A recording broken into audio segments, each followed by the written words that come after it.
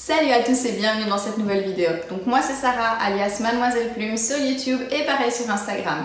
Si ce n'est pas encore fait et que mon contenu vous plaît, je vous invite à vous abonner à ma chaîne parce que c'est vraiment le meilleur moyen de me soutenir. Je voulais aussi vous remercier pour tous les commentaires que vous laissez en dessous de mes vidéos. J'adore les lire et j'essaye de répondre à chacun d'entre vous avec attention. Trêve de bavardage, aujourd'hui dans cette nouvelle vidéo j'ai décidé de me lancer un défi. Comme je vous l'avais déjà dit, j'ai vidé le grenier des grands-parents de mon compagnon et dedans j'y ai trouvé pas mal de tissus, surtout sous forme de drap. Donc aujourd'hui j'ai décidé de me lancer comme défi d'upcycler une taille d'oreiller. Parce qu'au final j'en ai récupéré pas mal et donc voilà, j'avais un peu envie de voir ce qu'on pouvait faire pour donner une seconde vie à cette taille d'oreiller. Donc je vous montre celle que j'ai choisie. Donc c'est une taille d'oreiller, le motif est identique à l'avant et à l'arrière, en coton. Je ne sais pas du tout ce que je vais en faire pour l'instant, mais j'aime assez le tissu, enfin vous commencez à me connaître, hein, des petites fleurs c'est assez chichi pompon, donc c'est très bien pour moi. Donc je ne sais pas encore ce que je vais en faire, on va voir ça ensemble tout au long de la vidéo.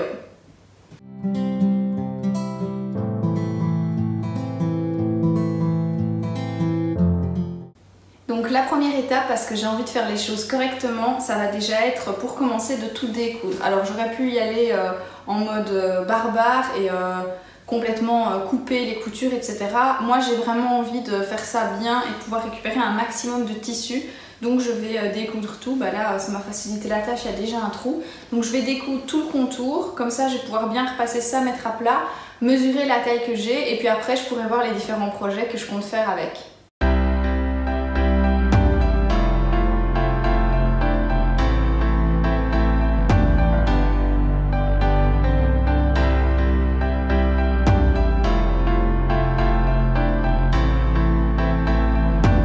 Pas toute seule à profiter du soleil, donc merci la moto. Je vous présente Lexi et Mazout.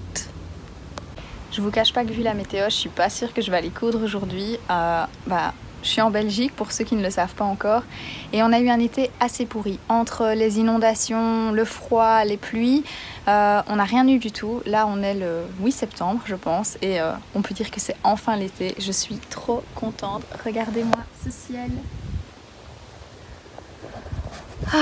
Donc je pense que je vais profiter un petit peu et je viens de finir de tout découdre, donc j'ai quand même un beau morceau de tissu.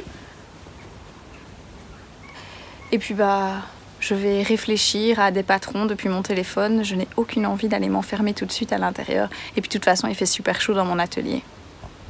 Alors je suis de retour dans l'atelier, j'ai fini de tout découdre et je viens de mesurer mon tissu. Donc j'ai 60 cm sur 1,30 m de tissu. Je ne pense pas faire une blouse dedans, même si je pense qu'il y a certains modèles pour lesquels ça pourrait rentrer, parce que c'est un motif que je ne me vois pas du tout porter.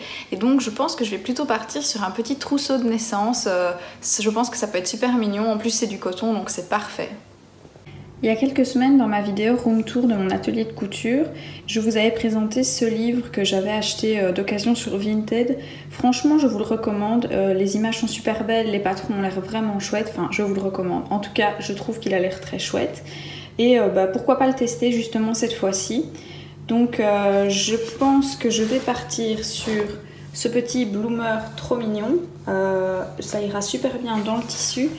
Et alors, à mon avis, je vais partir sur une petite brassière assortie, alors soit celle-ci avec un petit col rond, ça je suis un peu moins fan avec le petit volant, ça le cache-cœur c'est pas mon truc non plus, celui-là j'ai cousu une encolure carrée l'autre jour et franchement c'était pas une partie de plaisir, ou alors sur ce modèle-ci sans col pour faire un petit ensemble sympa. Donc je vais déjà commencer à recopier le patron du bloomer pour voir exactement la taille qu'il me faut et puis on verra. Donc j'ai étendu mon tissu au sol déjà pour voir un petit peu et là je vais surtout décalquer mon patron.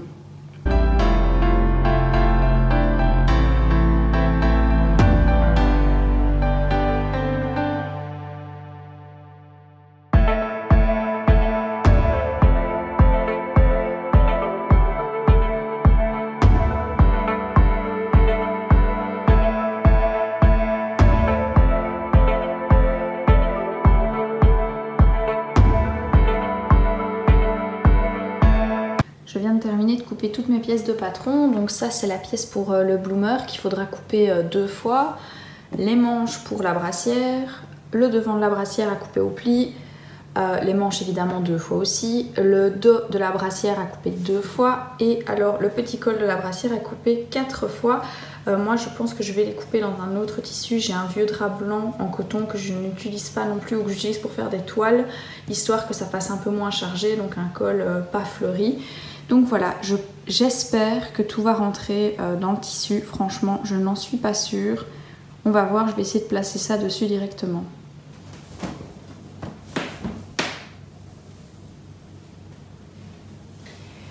Bon, je pense que j'étais optimiste avec 2 patrons là-dedans. On va voir.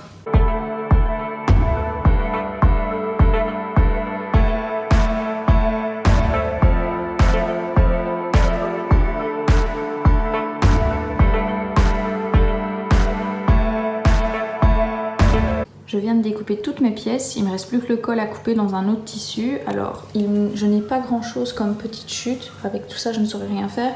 Il me reste simplement ce morceau-ci. Je ne sais pas encore ce que je vais en faire, je pense pas qu'il y ait d'accessoires que je puisse faire comme ça. Peut-être un petit hochet, je verrai bien, on verra. Bon, premier petit souci, je suis en train de lire les explications et pour la brassière, on me parle d'un biais d'encolure à couper une fois en biais. Il n'y a pas de biais sur le patron, regardez. Alors je veux bien beaucoup de choses, je suis censée suivre le patron vert. Jusqu'à preuve du contraire, je ne vois que 4 pièces dessus.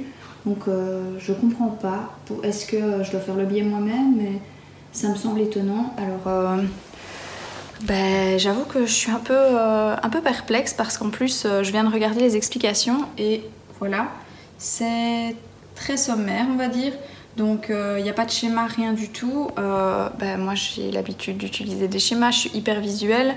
Donc je comprends pas trop tout ce qu'il faut faire. Parce que bâtissez le biais d'encolure à l'encolure sur le col. Et les rentrées du milieu dos, piquer, recouper les rentrées à 3 mm de la surpiqûre, cranter. Bâtissez les rentrées du milieu dos à 1,5 cm de la brassière. Ouais, enfin c'est chinois pour moi. Enfin bon, et alors ils ne précisent jamais ce qu'il faut surjeter ou pas. Même à la fin, ils vous disent pas surjeter tel truc. En fait, je suis assez déçue pour l'instant. Alors je dis pas que c'est mal fait, mais je pense que moi qui n'ai jamais cousu en plus de vêtements pour bébé et de trucs de ce type-là, ça me paraît un petit peu compliqué. On va essayer, hein, on va y aller au feeling, mais c'est pas du tout la façon que j'aime pour coudre. Donc affaire à suivre. Je viens de surjeter toutes les pièces qui me semblaient être nécessaires de surjeter. Bon, j'ai pas encore rentré mes surjets. Je vous avoue qu'il fait mourant de chaud, donc j'arrête pour aujourd'hui. Je continuerai ça ce week-end. Bon, je suis de retour, on est vendredi soir. Ne faites pas attention à ma tête, je suis hyper fatiguée de ma semaine. Bon, j'ai décidé d'attaquer la couture ce soir, donc j'ai épinglé tout ce que je pouvais déjà épingler. J'ai commencé à coudre, donc je vous montre. Voilà, par exemple, ici j'ai cousu le petit bloomer. Donc j'ai déjà assemblé les devants, enfin les deux côtés pour faire les jambes. Donc ça commence à ressembler à un petit short. Poulette en profite pour vous dire bonjour. Et puis je vais continuer à assembler tout ça, donc c'est parti.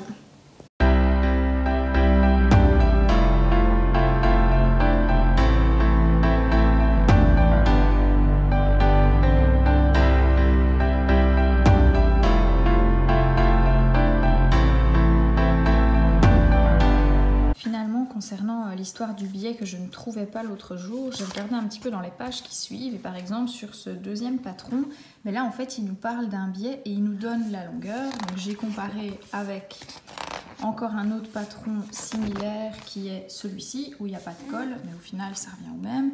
Il nous parle aussi de la même longueur, donc en fait je me suis basée là-dessus. C'est un petit peu dommage au final parce que c'est le tout premier patron du livre, celui que j'ai décidé de faire, donc la brassière avec le petit col rond. Et cette info-là, elle manque sur celui-là alors qu'elle y est sur tous les autres. Donc voilà, c'est un peu dommage. À mon avis, je suis tombée sur le seul sur lequel il fallait pas tomber. Mais bon, voilà, je vais continuer et puis on verra ce que ça donne. Pour le moment, j'ai assemblé, donc si vous voyez ici, vous ne voyez rien du tout de spécial, mais j'ai assemblé les cols, j'ai assemblé les manches ensemble, j'ai assemblé aussi le devant et le dos. Ici, je vous l'avais montré, j'ai assemblé le short. Et donc là, je vais tout passer au repassage. D'abord, je vais couper tous mes fils qu'il faut que je coupe et puis après je vais passer un bon coup de repassage avant de passer aux étapes suivantes. Je suis un boulet, mais un vrai gros boulet. J'ai cousu endroit contre envers, donc je peux tout découdre et recommencer le montage de mes manches. Youpi! Je pense que pour ce soir c'est déjà pas mal, donc j'ai posé le petit col, puis j'ai posé un biais. Je viens de repasser au fer à repasser ici, donc je vous montre l'arrière. En gros voilà ce que ça va donner. Bon, une main c'est pas facile. Et puis en fait ici ça va venir l'un sur l'autre comme ça. Et l'idée c'est donc d'avoir une patte de boutonnage. Désolée pour la luminosité, là il va être 20 h, donc j'arrête pour ce soir et je vais faire à souper. On se retrouve demain pour la suite et fin du projet. Alors je viens de repasser, donc j'ai fait un double rentrée, une fois 5 mm, une fois 1 cm. J'ai épinglé tout le tour. J'ai fait pareil au niveau des jambes, sauf que là c'est une fois 5 mm, une fois 7 mm. Et donc je vais venir coudre toute ma glissière ici à la machine à coudre en laissant 2-3 cm d'ouverture pour pouvoir passer mon élastique. Pareil au niveau des jambes, donc l'élastique ici ce sera un 10 mm normalement et là je pense que c'est un 7 mm de prévu.